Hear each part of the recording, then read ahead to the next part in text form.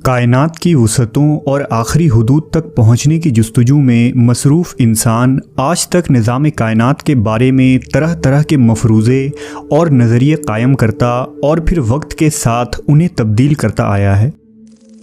कायनात एक ही है या बहुत सी जहां आबाद हैं, ये साइंसदानों और फ़लसफ़ियों के लिए हमेशा से एक बड़ा सवाल बना रहा है। इस हवाले से कुरान मजीद में वाज़ेह इशारे मौजूद हैं जिनसे ये मालूम होता है कि दुनिया सिर्फ़ यही नहीं जिसमें हम रहते हैं, बल्कि ज़मा व मकां की और भी दुनिया आबाद हैं। इस हवाले से आज साइंसदान इस थ्योरी को सच साबित करने की कोशिश कर रहे हैं कि क्या हमारी दुनिया के सिवा और भी दुनिया आबाद है और क्या वहाँ भी हमारे जैसे इंसान मौजूद हैं।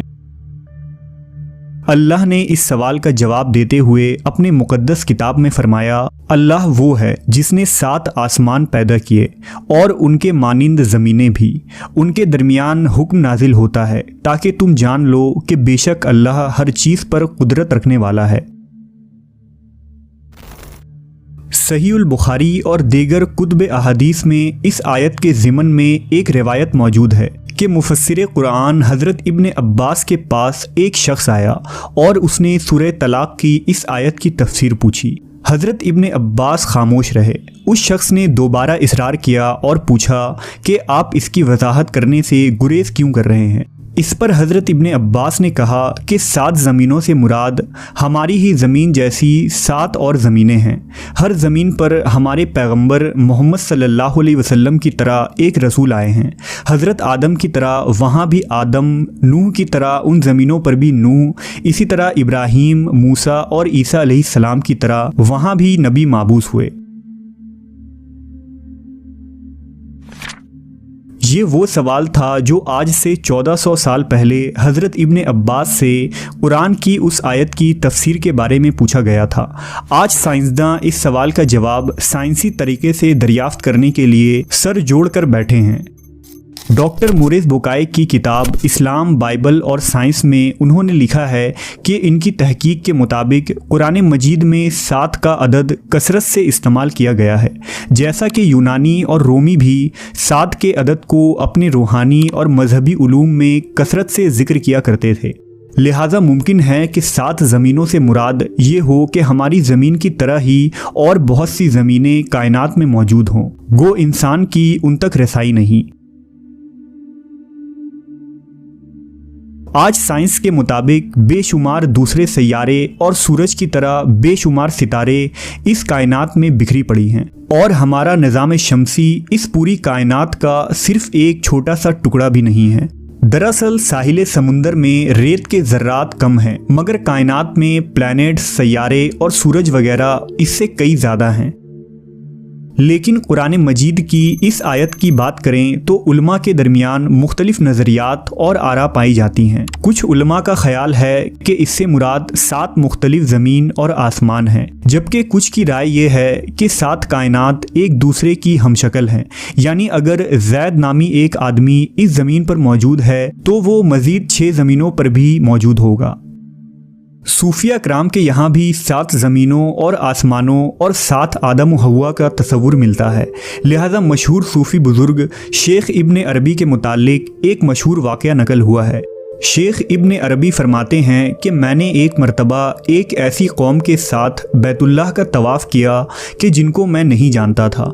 उनमें से एक ने मुझसे कहा कि क्या तुम मुझे जानते हो? मैंने कहा कि नहीं।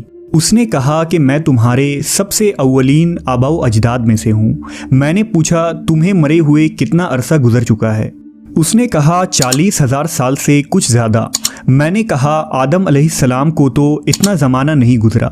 उसने कहा तुम कौन सी आदम की बात कर रहे हो? क्या तुम उस आदम के मुतालिक कह रहे हो जो तुमसे करीब हैं या किसी और आदम के मुतालिक?